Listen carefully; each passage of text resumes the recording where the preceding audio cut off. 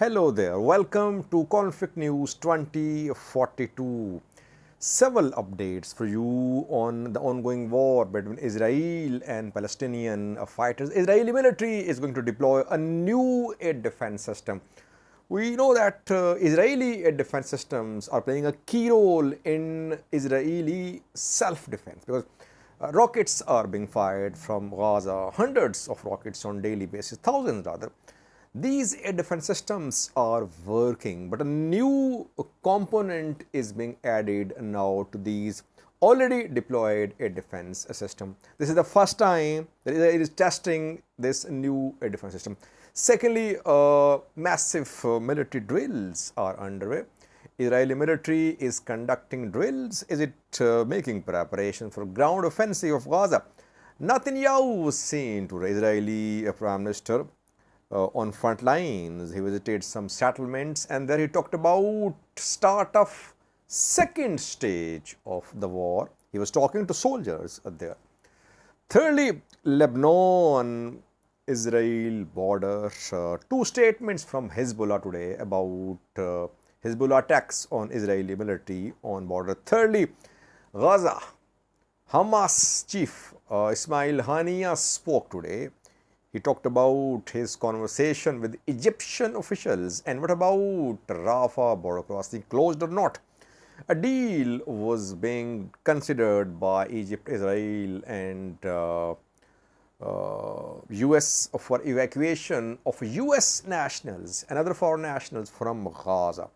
Deal has collapsed reportedly. And lastly, protests, big protests. One big protest in support of Palestinians in London, and the South African president took a very strong position in support of Palestine a few hours ago. Firstly, let's start from a new story about deployment of Israeli air defense systems. Israel has one of the best air defense systems in this region, and its air defense systems have protected the people, the forces of Israel, because we see that thousands of rockets are fired from Gaza by Palestinian fighters into Israeli airspace, and most of these rockets are intercepted by Israeli air defense systems, intercepted and destroyed in the air. Had there been no air defense systems, you would have witnessed devastation in Israeli cities because of these rocket firing from Gaza. Israel is now going to deploy a short-range air defense system which is newly developed. So it is going to be tested.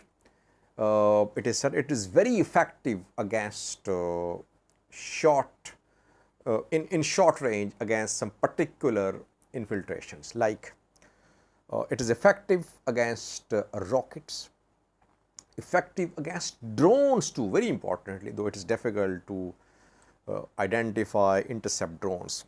Rockets, mortars, artillery shells, UAVs. This air defense system can identify and destroy these objects in the air. Very short range, around 7 kilometers is the range of this air defense system, newly developed. Its name is Iron Beam. Iron Beam is going to be another addition to Israeli air defense systems. Israel has several air defense systems with different capabilities, like Iron Dome air defense system, again short range but with a longer range than Iron Beam. It has David Sling, which is effective against long range rockets. You know that Hamas fighters have long range rockets, they can reach any city in Israel, but David Sling Israeli air defense system is effective against long range rockets. And Israel has then advanced Arrow 2, Arrow 3 air defense systems, which it manufactured in collaboration with the US. So now another addition to Israeli air defense systems, Iron Beam. If Iron Beam performs, it would be a serious blow to Palestinian groups, because now they are able to fire mortars. Mortars are hitting targets in some cases. Drones are being fired as well from Lebanon, from Gaza. Kamikaze drones, Iranian, Chinese technology used by Hamas fighters. If this new iron beam air defense system is effective against drones, short range kamikaze, and mortars, it would be a blow to Hamas's capabilities. But it remains to be seen. There are not lots of defense systems which are effective against artillery shells or these kamikaze drones. Let's see how iron beam works. First deployment of this new air defense system by Israel in coming hours reportedly. Secondly, Israeli military is conducting drills, large-scale drills for a coordinated naval air-ground offensive on Gaza. Israel has been threatening to completely eliminate Hamas from Gaza. This complete elimination cannot happen without ground offensive. So Israel has been bombarding Gaza for almost a week. Hamas still there. Hamas fighters, PIJ fighters, other groups fighters still there, firing rockets, missiles. So Israel making preparations to launch a ground offensive. Before that, military drills were conducted in southern Israel today, where Israeli army units participated. Analysts say this is preparation for major ground offensive on Gaza. Netanyahu, Israeli Prime Minister, was seen visiting some Israeli settlements. He visited two settlements, Biri and Kafr Aza, to the east of Gaza, and there he talked to some soldiers. He appreciated IDF soldiers and he asked, "Are you ready for the second stage of this operation?" Soldiers replied positively, and he said, "The second stage is coming." Which second stage? It means that Netanyahu is definitely planning a bigger operation which could be in the form of ground offensive. Netanyahu said last night, if you remember, he said that airstrikes were just beginning, more to follow. It means that something big coming, and that something big could be a major ground offensive. It seems, let's see. US and some players, they want evacuation of civilians from Gaza before the start of ground offensive, or some humanitarian corridor from Egypt to Gaza to provide aid to the people of Gaza before the start of this ground offensive. Let's see. So far, Israeli military fully prepared. Netanyahu sending signals that ground offensive is going to start. Maybe in coming hours we could see start of this ground offensive on Gaza territories. Now, Israel, before Israel-Lebanon border, what did Hamas political bureau chief say today? His name is Ismail Haniyeh, a top Hamas leader. He said that he had talked to Egyptian officials and he had told Egyptian officials that people of Gaza won't leave their homeland. They'll stay in Gaza, they'll protect their homeland. So this is what Hamas is saying. Hamas would like people of Gaza to be in Gaza. And obviously it would oppose the evacuation of people of Gaza from Gaza. Question is, what do people want? Do they want to leave their homes?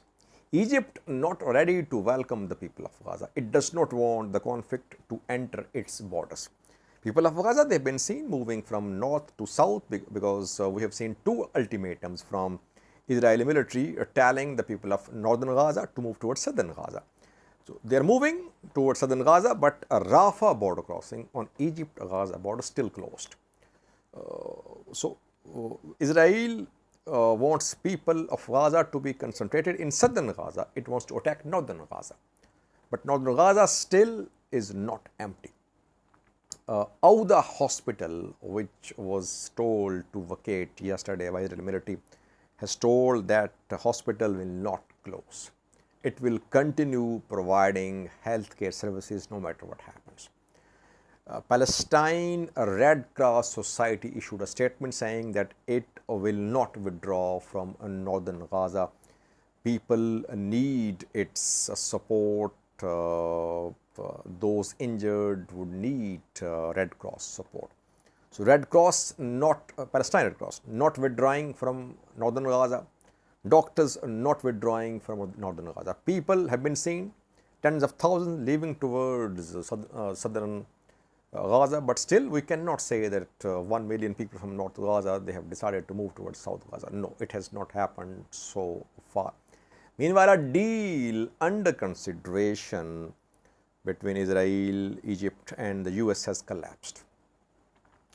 US wants to evacuate its nationals. Some US nationals are in Gaza. I am not talking about prisoners, hostages, no. US nationals working for UN, other organizations, they have been in Gaza. They are trapped in Gaza. US nationals and some other nationals too, foreign nationals, 1,000 maybe. US wants a Rafah border crossing on Egypt-Gaza border to be opened so that these foreign nationals could be evacuated. Egypt agreed, Israel agreed, US agreed, but Egypt said that while foreign nationals are being evacuated through Rafah, at least some aid shipments should also be allowed from Egypt into Gaza. This proposal was rejected by US and Israel. So the deal has collapsed. Foreign nationals still in Gaza, trapped there, while Israel is bombarding entire Gaza. Are they alive? We don't know. Some hostages have died. According to Hamas, which issued two statements, one today, second one yesterday. Hamas says that 13 died yesterday and 7 or 8 died today. And Hamas says the hostages died in airstrikes being conducted by Israeli military. More than 100 were taken prisoner by Hamas when Hamas, PIJ, other fighters entered Israel-controlled settlements on last Saturday. These hostages are in unknown locations in Gaza. Hamas says these people are dying because of airstrikes, but no evidence. By the way, Hamas threatened to execute them, but this threat was not implemented. So, in Gaza, situation volatile. Israel had announced an ultimatum till 4 p.m. local time that from 10 a.m. till 4 p.m. no airstrikes would be conducted along evacuation routes. So far, no start of ground offensive. Maybe at night we could see start of ground offensive on northern Gaza. What about borders? Lebanon Israel border. Two statements from Hezbollah today. Hezbollah says that it carried out, it fired guided missiles, mortars at Israeli military vehicles in Sheba farms. Secondly, an observation post of Israeli military was hit in missile strike from Lebanon by Hezbollah fighters. That observation post and the equipment inside was destroyed. This is being claimed by Hezbollah. Israeli military is claiming to have hit Hezbollah targets in Lebanon. 2 Lebanese civilians have died in shelling from Israeli territory on Lebanon. Lebanese media has confirmed death of 2 elderly people on Lebanon-Israel border. So tensions there, but so far no ground invasion. We're only seeing mortar firing, rocket firing, missile firing from Lebanon. Israel is conducting airstrikes, drone strikes and artillery shelling from its territory, controlled by its forces on Hezbollah targets. Other groups are also based in Lebanon. Lastly, views, 2 important developments regarding show of solidarity with Palestinians. A big protest was held in London today. Palestine, thousands of people supported Palestine, called for establishment of a Palestine state there. And interestingly, from Africa, we saw a statement of an African leader who called Israel apartheid state. Cyril Ramaphosa, South African president, stood in solidarity with Palestine today. South Africa went through apartheid system. Nelson Mandela fought there against that system.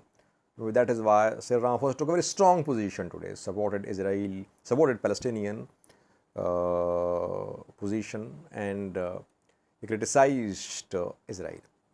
Two clips for you. By the way, Israel has less support in Africa than Palestine. Why? Because Arab countries have influence in Africa. We saw a statement from African Union in which African Union asked the two sides to agree on two-state solution, and it called for protection of civilian rights, especially rights of Palestinians. African Union is a representative body of African countries. So we have seen statements in support of Palestine by most of the African countries. So in Israel, in Africa, Israel needs to do a lot to form good ties with African countries which seem to be supporting diplomatically Palestine. Two clips. First one shows the big protests in support of Palestine in London. Second one shows Cyril Ramaphosa, South African president, showing solidarity with Palestine. Thank you for watching.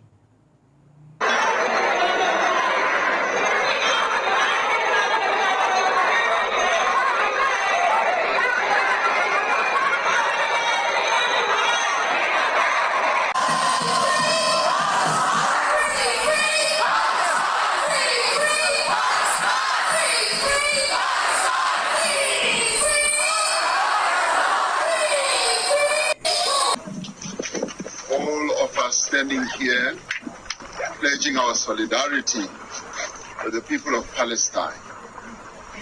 We stand here because we are deeply concerned about the atrocities that are unfolding in the Middle East, and we have passed our condolences to the people of Israel as we are passing our condolences to the people of Palestine. And we have a full understanding of how the people of Palestine have taken up this issue, because they are people, as many countries and leaders in the world have opined, that they have been under occupation for almost 75 years. And people under occupation who have been waging a struggle against an oppressive government that has occupied their land, but also a government that has in recent times been dubbed an apartheid state. As people and an organization that has struggled against an oppressive system of apartheid, we do pledge solidarity with the Palestinians.